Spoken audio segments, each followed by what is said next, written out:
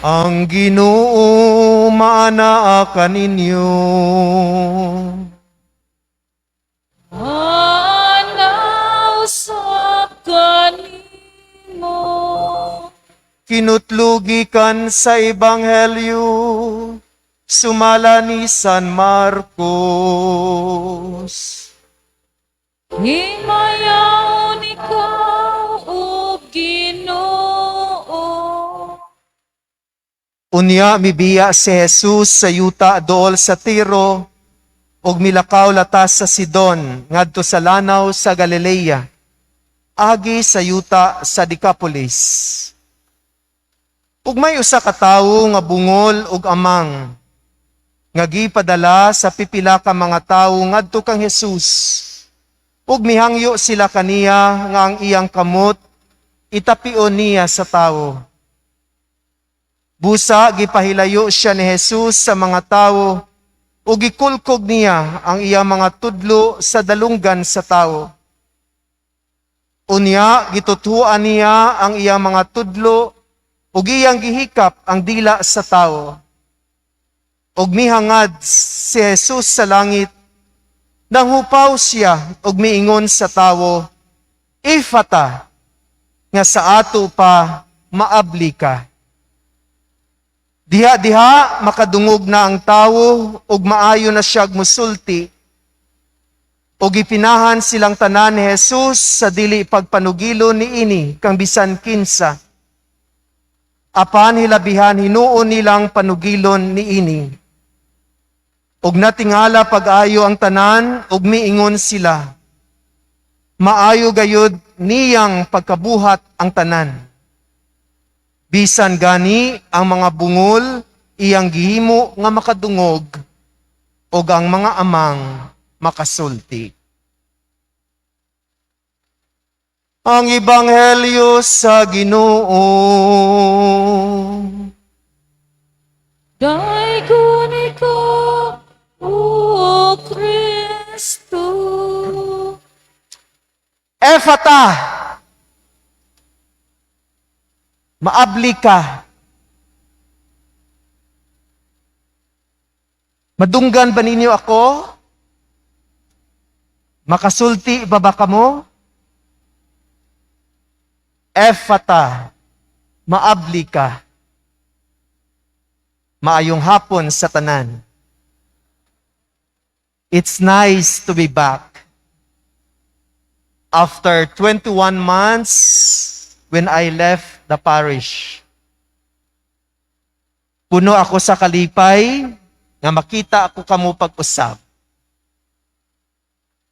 Puno sa kasadya ang akong kasing-kasing nga kamo makauban nako sa pagsaulog nining Santos nga misa.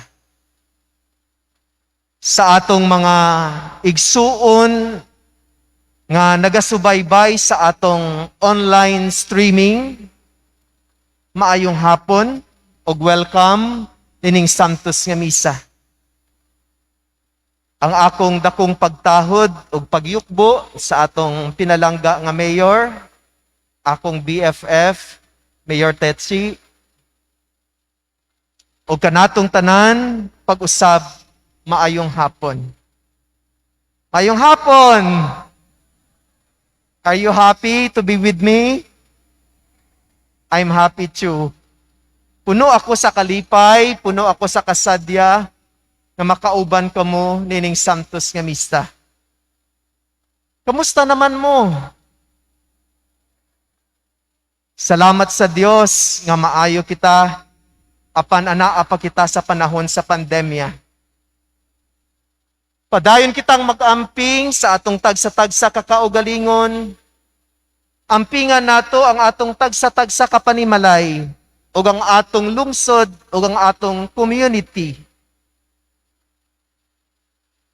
Luyo sa mga pandemya nga atong nasinati sa atong matag-adlaw nga pagpanginabuhi tungod nining COVID, dili ta mawad-an og pagsalig og paglaon. Just hold on to your faith. Dili kita mawad-an sa atong pagtuo Dili kita mawad-an sa atong pagsalig. Padayon kitang mag-ampo nga in God's time and in Jesus' name, ang pandemya unta maundang na. Amen? Amen. Hinaot unta ng ato mga pag-ampo paminawon sa Dios aron ang pandemya, ang COVID-19 maundang na.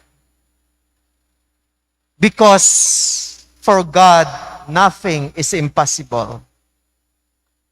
Ug mao kana ang usa sa mga mensahe sa atong ebanghelyo nga ato nadungog sa ikakawhaag tulo nga Domingo sulod sa ordinaryo nga panahon sa liturhiya sa atong simbahan. Nadungog nato ang istorya sa pag-ayo ni Jesus sa usa ka tawo nga bungol og amang. Lisod kaayo ang iyang kahimtang tungod dili siya makabati. Lisod ang iyang kahimtang tungod kay dili siya makasulti.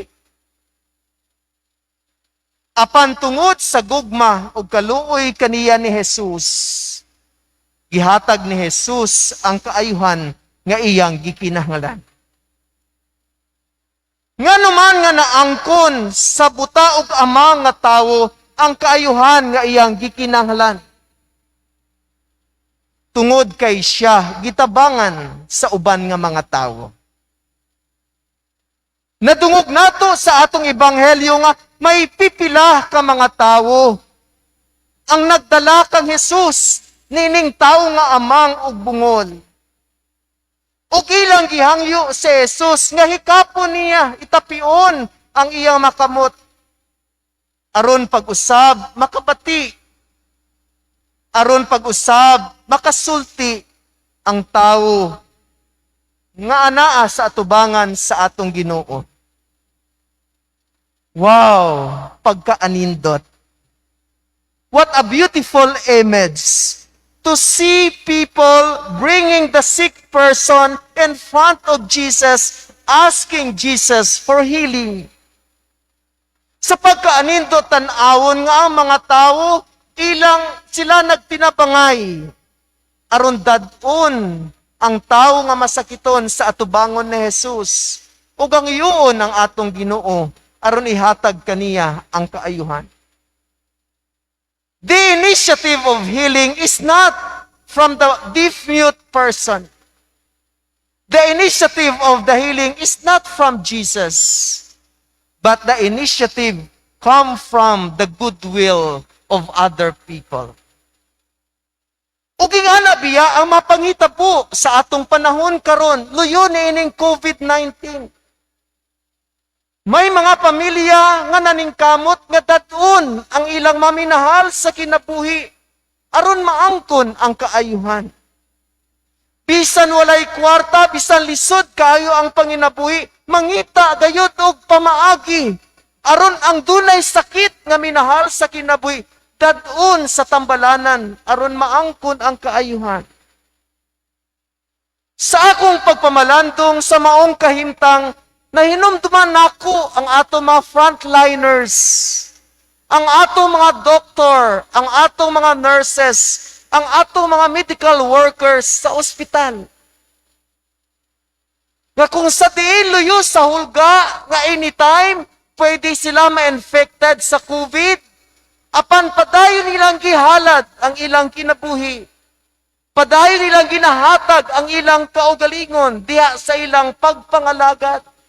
Bisan nubo kaayo ang ilang sweldo o ang ilang compensation. Padayon silang nagtahan sa ilang kinabuhi o sa ilang kaugalingon. Aron ang makapositibo sa COVID, ilang pag-aatimanon. And many of them died. And many of their patients were able to survive and healed. What a wonderful act of love and concern. Ug ato unta kini padayunon nga kita mag-inampingay, magtinabangay ug magsuportaay sa matag usa aron ato maangkon ang tinuod nga kaayuhan nga atong gikinahanglan diha sa atong kinabuhi. Let us continue to love, support, and care for one another so that we will achieve the true healing that we need in the midst of this pandemic, the COVID-19. Mga minahal kong makaigsuunan, ang atong ebanghelyo naghisgot dili lamang sa pisikal nga pagkabungol ug amang. Tungod kay daghan kanato ang dunay kapasidad nga makadungog apan nagpabilin nga bungol sa mga nagkadaiyang pamaagi. Halos tanan kita dunay kapasidad nga makasulti apan nagpabilin kitang amang sa pagsulti ug pagpadayag sa angay natong ipadayag ug isulti sa atong matag adlaw nga pagpanginabuhi. Daghan kanato ang mga amang tungod kay nakalimot kita sa pagpadayag sa atong mga pagpasalamat sa Dios ug pagdayeg kaniya tungod sa managkadaiyang grasya ug kayuhan nga iyang gihatag kanato. This day, how many of us were able to speak to God, "Thank you, Lord, for the gift of life. Thank you, Lord, for all the blessings that you gave to us." Usahay, nakalimtan nato isulti kining mga pulunga. Nahimo kitang amang sa pagpadayag, sa pagdaig, sa pagpasalamat sa Ginoo. Daghan kanato ang nagpabilin nga amang sa pagpadayag sa kamatuoran. Bisa nakita niyato ang tinuod nga panghitabo apan nagpabilin kitang amang sa pagsulti kung unsa ang tinuod. Daghan kanato ang amang tungod kay nakalimot kita nga usa sa atong mga responsibilidad mao ang pagpadayag sa pulong sa Dios sa atong makaigsuunan nga nagkinahanglan niini.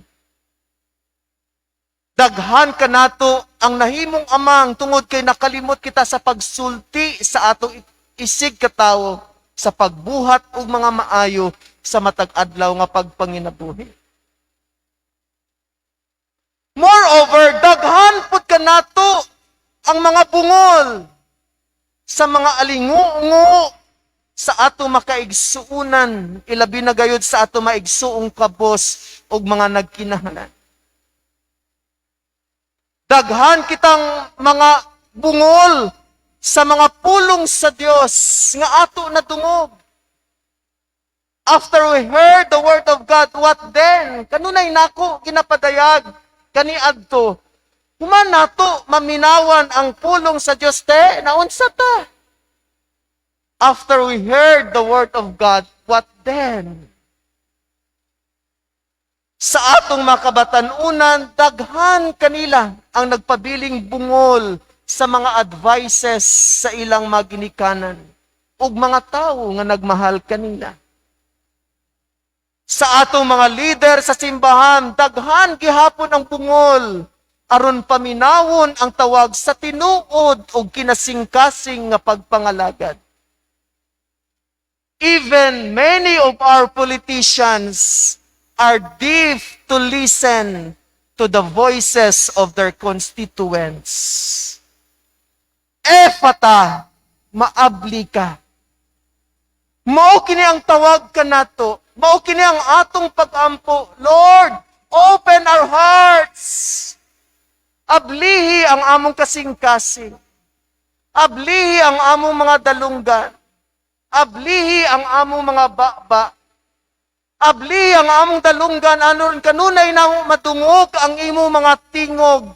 Aron kanunay na matungog ang imong mga pulo. Aron kanunay na matungog ang yangungo sa among makaigsuunang kabos nga nagkinahanglan. Ablihi ang among mga baba, aron kanunay kami makapadayag sa among pagdaig ug pagpasalamat kanimo. Mao kini ang hagit sa matag usa kanato. Mao kini ang tawag kanato. Let God touch our hearts Let God touch our mouth and ears so that it will be open. Maabli ka. Aron, kamu nga mga anak, maablihan kanunay ang inyong mga dalunggan sa pagpaminaw sa inyong mga ginikanan nga nagmahal kanini. Aron kamu nga mamagtiayon kanunay nga maminaw sa matag usa kung unsaon pagpadagan sa matag adlaw nga pagpanginabuhi.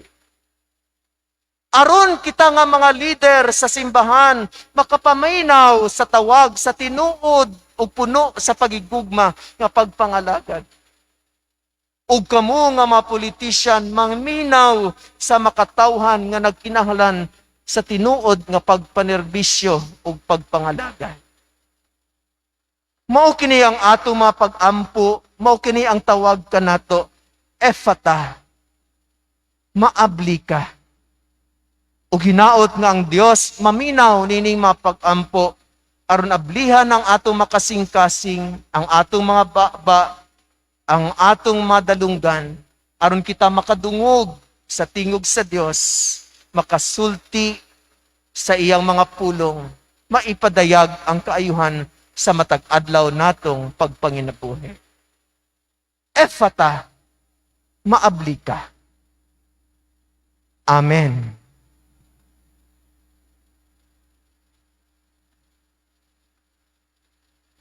Palihog manindog og atong ipadayag ang atong pagtuo.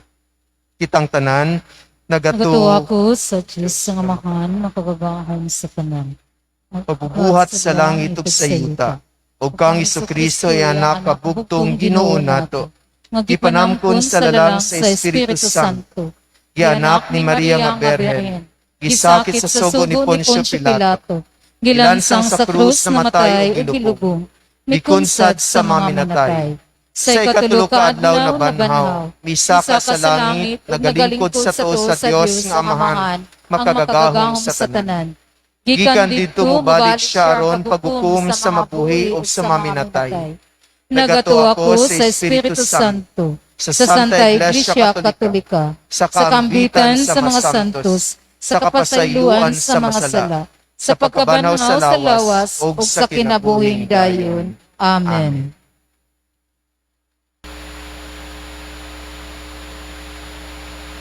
Mga igsoon sa atong pagsunod kang Kristo, kita nahimong iyang mga tinun-an. Hiniusa sa atong pagtuo ug sa atong Ginoo. Musangpit kita sa amahan kay siya man ang atong dalangpanan ug kalig-on. Moingon kita, amahan, lig-una kami. Amahan, lig-una kami.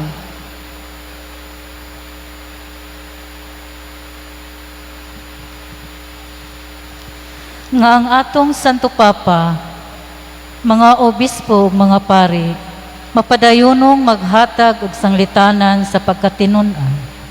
Magampo kita sa Ginoo. Amahan, lig-una kami. Nga ang kabus nga mga nasod, kanunay magsubay sang ginbutan sa Dios diha sa ilang pagpangitag ting uspawan sa kinabuhi. Magampo kita sa Ginoo. Amahan, lig-una kami. Nga ang mga masakiton nga nataptan nining COVID-19, makabato na og hingpit nga kaayuhan. Magampo kita sa Ginoo. Amahan, lig-una kami. Nga ang mga nagalagad sa mga masakiton, ug ubang hutong sa katilingban, makabaton kanunay og grasya sa paglahutay, ug nga mapanalipdan sila. Magampo kita sa Ginoo. Amahan, lig-una kami. Nga sa atong pagsaolog sa 500 years of Christianity, magmalampuson unta ang tanan nga kalihukan, ilabi na sa mga parokya, ug atong mapalawman ang atong pagtuo ug paglaom isip mga binunyagan. Magampo kita sa Ginoo. Nga ang sulugoon sa Dios, Teofilo Kamumot Obispo, George Chevalier Pari, mabayaw na sa kadungganan sa altar. Magampo kita sa Ginoo. nga sila nga milatas nagika nining kinabuhia, magsadya og maglipay hangtod sa kangturan didto sa langit. Magampo kita sa Ginoo. Amahan, liguna kami.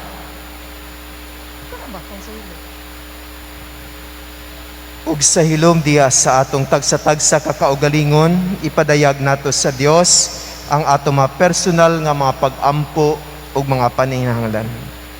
Ug tugutin ninyo ako sa pag-apil sa ato mga pag-ampo, ang kalag sa ato maminahal sa kinabuhi nga mihalina, ilabi na yun ang pinalangga nga si Secretary Adi Sitoy, si Ma'am Aurea de Ramayo, ug si Kuya Danny.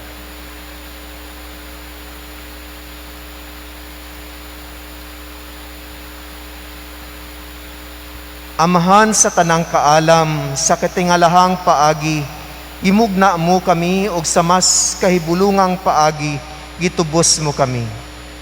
Dungga ang mga pag-ampo sa imong katawhan, itugot ang among magihangyo sumala sa imong kabubuton, pinaagi ni Kristo among Ginoo. Amen.